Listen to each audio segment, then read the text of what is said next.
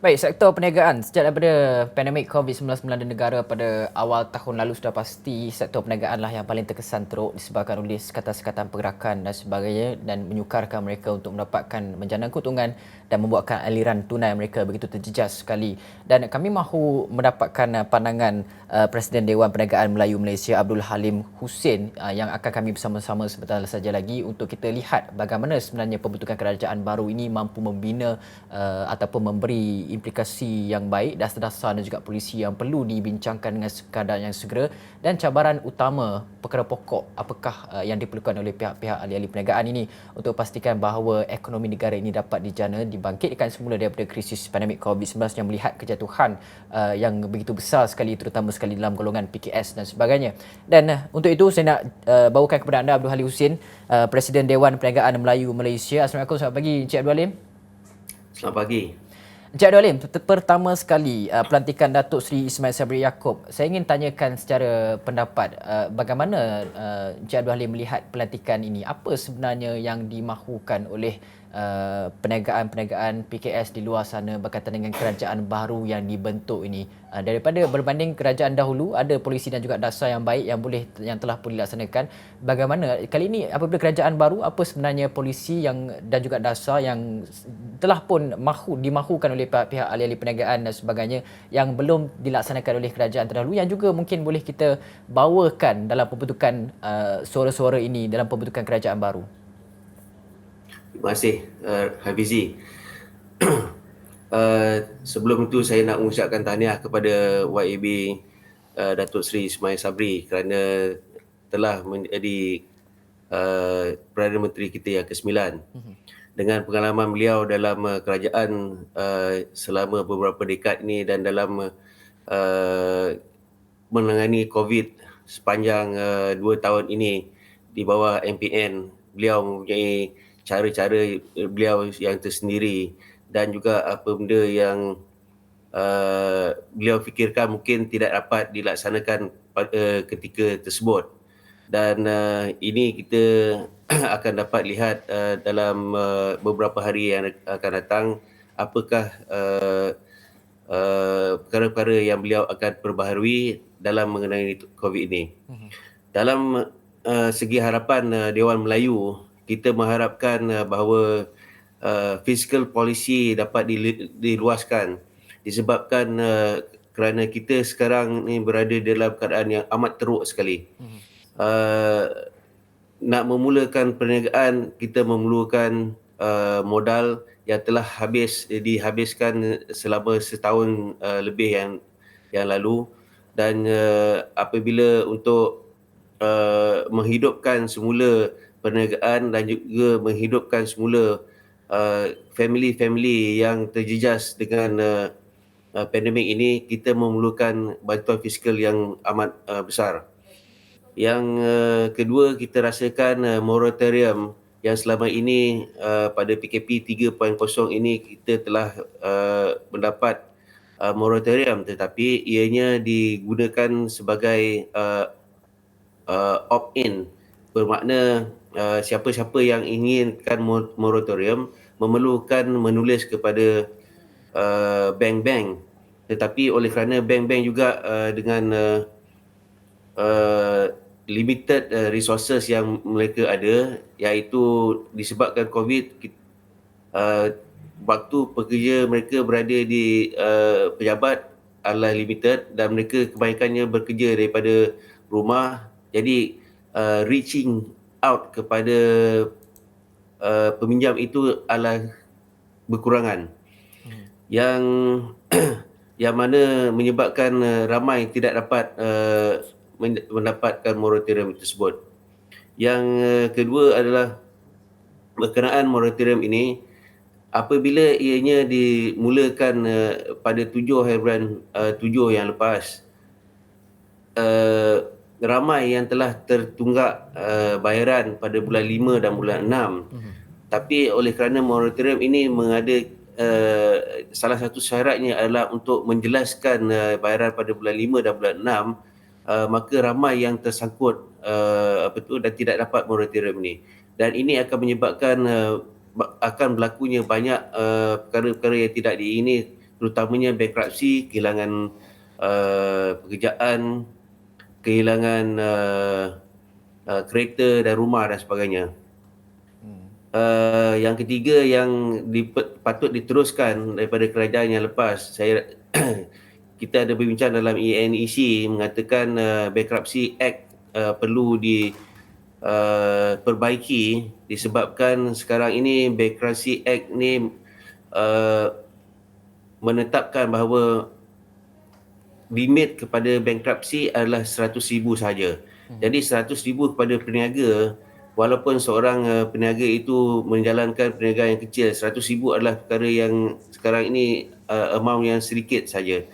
Jadi kita diajakkan kepada 300,000 dan juga 500,000 sekurang-kurangnya bagi pihak sole proprietor juga dan syarikat sendirian berhad. Jadi ini akan dapat menyelamatkan mereka dan mereka dibolehkan untuk berusaha semula. Pada Tuan Rafizi, kita tahu kalau kata kita dah termasuk ke dalam bankruptcy di dalam sebagai seorang bankrupt, maka kita nak bangkit semula itu ada banyak halangan kepada kita untuk mendapatkan pinjaman, mendapatkan geran dan sebagainya. Walaupun kita seorang ahli perniagaan yang telah pun berkecimpung selama lebih daripada 20 tahun, tetapi oleh kerana kita bankrupt dan kita tidak dapat menggunakan kita punya pengalaman dan juga experience yang ada untuk menjana kehidupan kita. Dan Itu teruskan kalau ada cadangan-cadangan lain.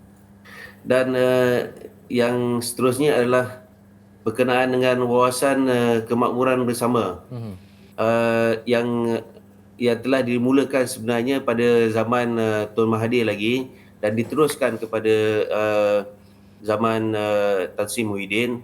Saya berharap bersama-sama dengan Dewan Melayu berharap supaya WKB ini dapat diteruskan.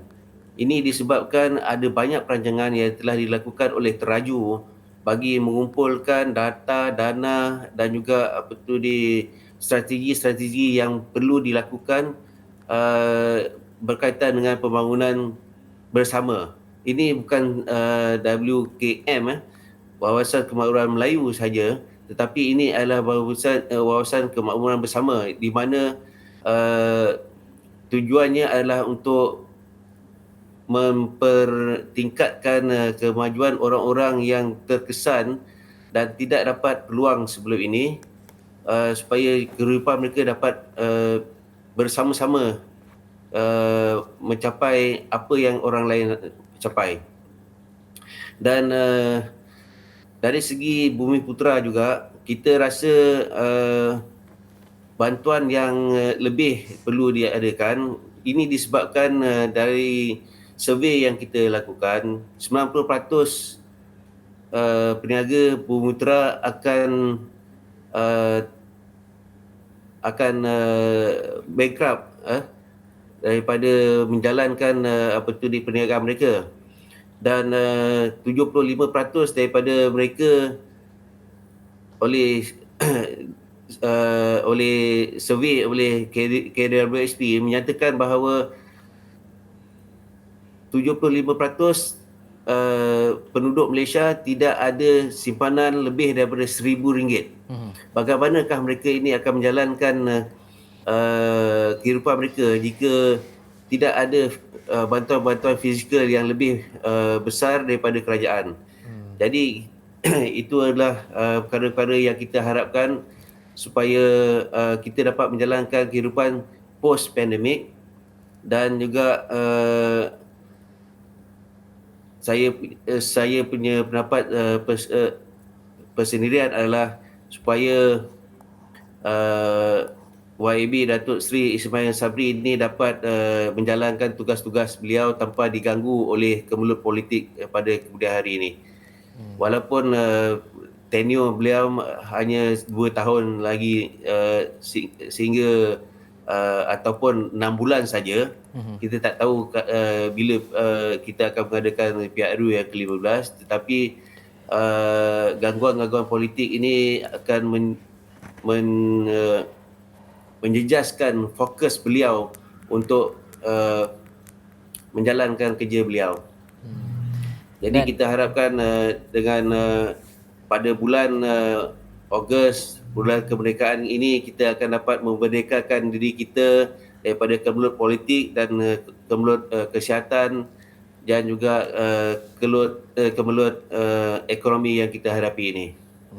Dan Encik Abdul Halim, kita juga ingin melihat kepada pakej-pakej ransangan ekonomi yang diperkenalkan, ada yang khusus kepada PKS dan sebagainya. Apa lagi penambah-penambahbaikan dalam pakej-pakej ransangan ekonomi? Saya lihat ada PKS-PKS yang mahukan segala pelaksanaan yang telah pun dilakukan oleh Kerajaan Perkhidmatan Nasional, ada yang perlu dikekalkan, contohnya sebagai GKP, Geran Khas Prihatin. Jadi apa lagi sebenarnya yang perlu dikekalkan, ataupun kita boleh wujudkan satu lagi pakej ransangan baharu yang mungkin apa perkara yang diperlukan oleh pihak perniagaan sekarang?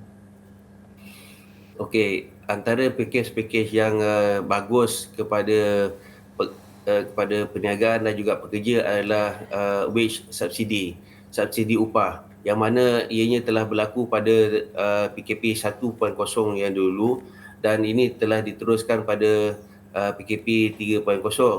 Walaupun PKP 3.0 ini telah pun mendapat sedikit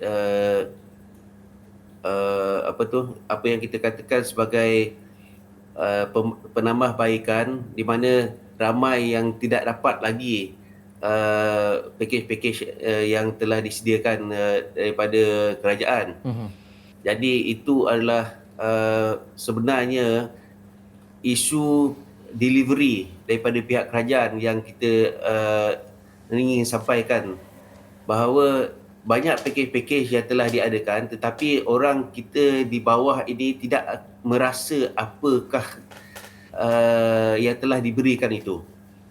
Walaupun figure-figure yang telah diberikan sebanyak beratus juta, tetapi di market kita tidak merasa injection kepada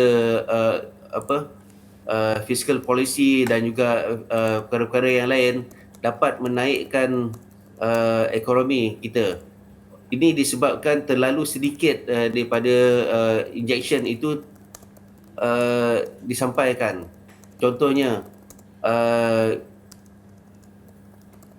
juta kepada bantuan kepada PKS yang dilakukan oleh 10 bilion yang dilakukan oleh PKS, dilakukan oleh BSN, boleh sampai kepada tak sampai 7% daripada PKS yang seramai 950,000 di bawah SME Corp. Jadi perkara ini akan tidak dapat membantu menaikkan ekonomi kita. Kita perlukan sekurang-kurangnya 20% daripada PKS ini dapat bantuan supaya dapat menggerakkan ekonomi. Jadi 7% tidak cukup untuk menggerakkan ekonomi. Dan Encik Abdul Halim, sudah pasti kita tak banyak masa, tapi mungkin sedikit yang terakhir daripada Encik Abdul Halim, apa harapan Encik Abdul Halim berkaitan dengan kepada kepimpinan baharu negara ini? Harapan Dewan Melayu adalah supaya kerajaan yang baru ini akan fokus terhadap COVID punya permasalahan, terhadap ekonomi kita, bagaimana untuk menaikkan ekonomi kita, dan juga supaya mereka ini dapat bersatu walaupun dalam 6 bulan sehingga PRU yang ke-15. Tolonglah bekerjasama dan menghadapi situasi yang sebenar yang dihadapi oleh rakyat Malaysia ini. Okey, baik. Terima kasih Presiden Dewan Perniagaan Melayu Malaysia Abdul Halim Hussein atas perkongsian